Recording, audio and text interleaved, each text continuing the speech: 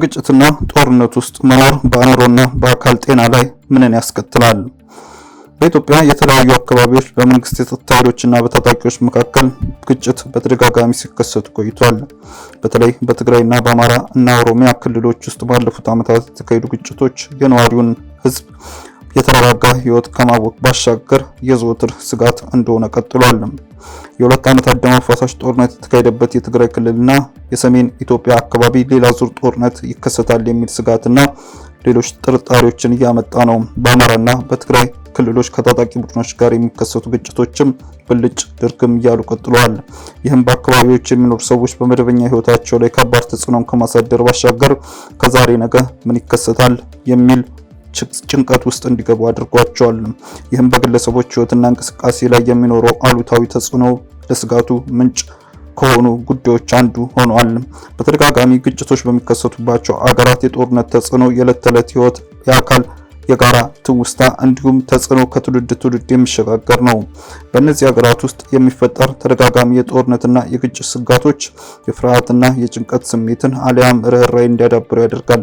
በግጭቶች ሳቢያ የሚከሰተው የምጣኔ ሀብት ቀውስ፣ የምግብና የነዳጅ ዋጋ መናር እንዲሁም የአውሮፕላንና ሌሎች የትራንስፖርት አገልግሎቶች መቆራረጥ ተደጋጋሚ ስጋትን ይፈጥራል። ይህም ደግሞ በጦርነት ውስጥ ያለፈ ህዝብ የቆየ ግጭት ጭንቀትን የሚቀሰቅስ የከረመ ቁስል እንዳይጠጋጋ የሚያደርግ ይሆናል። ሳይኮቴራፒስት የሆኑ ሜሪ ሜሴግ ለቢቢሲ ሰዎች ለረጅም ጊዜ በጦርነት ውስጥ ሲኖሩ የነርቭ ስርዓቶቻቸው በእውነተኛ የጦርነትና ሊኖር በሚችል ስጋት መካከል ያለውን ልዩነት በሚገባ አይለይም ሲሉ ይናገራሉ። ሰውነታችን ምላሽ የሚሰጠው በቀስታ ለሚጠብቀው አደጋ ነው ይላሉ።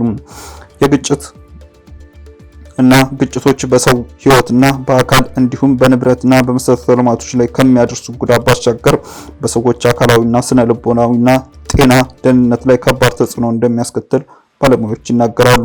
እንዲህ ባለው ሁኔታ ውስጥ ስንሆን የሚከሰቱ ስነ ልቦናዊ ለውጦች ምንድናቸው? ለመቋቋምስ ምን ማድረግ እንችላለን? ሰውነታችን አደጋ ሲሰማው ምን እንሆናለን? የዩናይትድ ኪንግደም ብሔራዊ ጤና አገልግሎት ውጥረት፣ ስጋት አእምሯችን የሚሰጠው ተፈጥሯዊ ምላሽ ሲል ይበይነዋል። ይህም ብዙ ጊዜ በዙሪያችን የሚሆነውን መቆጣጠር ካለመቻል ስሜት ጋር የተያያዘ ነው። አንድ ሰው ፍርሃትና ጭንቀት ሲሰማው ሰውነቱ እንደ አድሪናሊን እና ኮርቲሶል ያሉ ሆርሞኖችን ያመነጫል። ይህ ተፈጥሯዊ ምላሽ ትኩረት ለማድረግም ንቁ ለመሆን እንዲሁም ነገሮችን ለማከናወን እጅግ አስፈላጊ ነው። ነገር ግን ውጥረቱ በተረዘመ ቁጥር አሳሳቢ ችግር እየሆነ ይመጣል። የሕክምና ባለሙያዎች ውጥረት አካላዊ ምልክቶችን እንደሚያስከትል ይናገራሉ።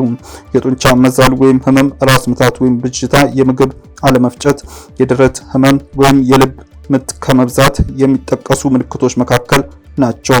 ከዚህም በተጨማሪ ትኩረት አድርጎ ውሳኔን ለመስጠት አለመቻል፣ የድካም ስሜት፣ የማቆራረጥ ጭንቀት እንዲሁም ነገሮችን መርሳት ከስነ ልቦና ምልክቶች መካከል ይጠቀሳሉ። ቁጡ መሆን፣ የእንቅልፍ መዛባት፣ የምግብ ፍላጎት መጨመር ወይም መቀነስ፣ ወደ ተወሰኑ ቦታዎች አለመሄድ ወይም መሄድ አለመፈለግ ወይም ሰዎችን ለማግኘት አለመሻት፣ የሲጋራና የመጠጥ አወሳሰድ መጨመር ከሚታዩ የባህሪ ለውጦች መካከል ጥቂቶች ናቸው። ባለሙያዎች ውጥረቱ የእነዚህን ለውጦች ዋነኛ ምንጭ ነው ብሎ መደምደም እንደሚያስቸግር ይናገራል። ሜሪ ሜሶግ ተደጋጋሚ ስለ ጦርነት የሚደረግ የፖለቲካ ውይይት አእምሮችን የቦምብ ፍንዳታ እንኳን በሌለበት በተደጋጋሚ አደጋን እንዲፈልግ ያደርገዋል ይላሉ። አሁን በሆስፒታሎች ውስጥ እያየን ያለነው ትክክለኛ ጭንቀት አይደለም፣ ነገር ግን ሙሉ በሙሉ መረጋጋት ያልቻለ የመረበሽ ስሜት ነው ሲሉ ሀሳባቸውን ያጠናክራሉ። በግጭት በተጠቁ አካባቢዎች የሚኖሩ በርካታ ሰዎች በቋሚነት በጡንቻ ህመም፣ በምግብ መፍጨት ችግር፣ በእንቅልፍ ማጣት፣ በራስ ምታት፣ በልብ ምት መዛባት እንዲሁም ከባድ የመሰላቸት ስሜት ይጠቃሉ ይላል ባለሙያው። እነዚህ የአእምሮ የፈጠራ ምልክቶች የፈጠራቸው ምልክቶች አይደሉም። ከዚያ ይልቅ ሰውነታችን ለረጅም ጊዜ በቆየ እርግጠኛነት ማጣት ውስጥ የሚሰጣቸው ስነ ህይወታዊ ምላሾች ናቸው። የውጥረት የጤና አደጋ የሚሆነው መቼ ነው? የአሜሪካ የስነ ልቦና ማህበር ውጥረት የጤና አደጋ የሚሆነው ግለሰቡ የተለመደ ተግባሩን ለረጅም ጊዜ መከወን ሳይችል ሲቀር ነው ይላሉ። ውጥረት ለረጅም ጊዜ በቆየ ቁጥር በአካልና በአእምሮ ላይ የሚኖረው ተጽዕኖ ከፍተኛ ይሆናል። ማዕበሉ ለረጅም ጊዜ የተለያዩ የውጥረት ጭንቀት የሚሰጥ ምላሽ እንዲሁም ኮርቲሶል ለተሰኘው ሆርሞን ለረጅም ጊዜ መጋለጥ የአካላችን የተለያዩ ተግባራትን ያስተጓጉላል። እንደዚህ አይነት ሁኔታ ጭንቀትና ድብርትን፣ የምግብ መፍጨት ስርዓት መዛባት፣ የራስ ምታት፣ የልብ ህመም፣ የደም ግፊትና የእንቅልፍ መዛባት፣ የክብደት መጨመር፣ የትውስታ መደብዘዝና ትኩረት ማጣት እንዲሁም የጡንቻ ህመምን ያስከትላል። ማህበሩ አክሎም ከባድ የሆነ የጭንቀት በሽታ የመከላከል አቅምን በማዳከም በህክምና አገልግሎቶች በቶሎ እንዳያገግም ያደርጋል ይላል። አንዳንድ ሰዎች ከዚህ የተነሳ አመጋገባቸው ላይ እንዲሁም የሚያጨሱት ሲጋራ መጠን ላይ ጭንቀታቸውን ለመቋቋም በሚል ለውጥ ያሳያሉ። የስነ ልቦና ምሁሩ የሆኑት ምዙቅ ሰውነታችን ምንጊዜም በጦርነትና በግጭት ውስጥ ለመቆየት የተሰራ አይደለም ይላሉ።